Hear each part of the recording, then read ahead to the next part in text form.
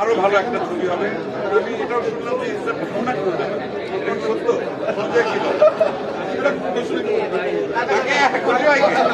কারণ যেহেতু শেষে আমাকে যখন আমাকে দেখালো তার মানে কি আমি কে কিন্তু পার্ট চৌধুরী শুরু হয়ে গেছে, কিন্তু পার্ট টুতে বাবু ভাইকে পাবো না, বাবু ভাইকে মারা গেছে,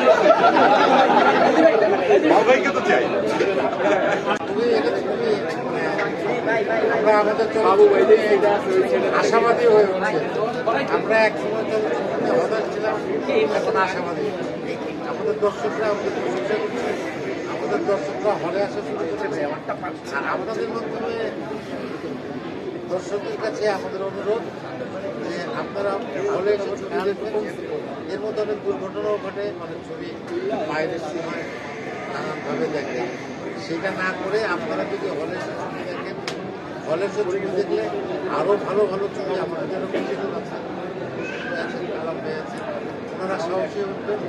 ওনারা যদি আবার নতুন করে ছবি তৈরির কথা চিন্তা করেন, তাহলে একজন ভালো ডিরেক্টর ছবি বানাতে পারবেন। আমরা ভালো অভিনয় করার আবার সুযোগ করে দেবো এবং আপনারাও একটু পরবর্তীতে ভালো ছবি দেখার আমাদের সুযোগ দেবেন। তো এইটাই হচ্ছে এটাই যে আপনারা আমাদের সঙ্গে থাকবেন, আমরা সবাই মিলে আমাদের ছবিটা আমি তো আসলে পেছনের সিটে বসেছিলাম একদম শেষের দিকে।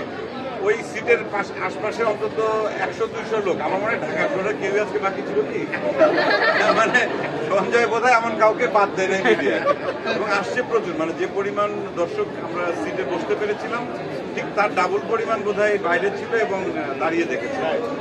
হ্যাঁ, দর্শকদের তো আমরা হলে বসে বুঝতে পারি যে ছবি কেমন লাগছে। এবং আমার পরিবারও ছিলেন, স্ত্রী ছিলেন, চঞ্চলের পরিবার ছিল।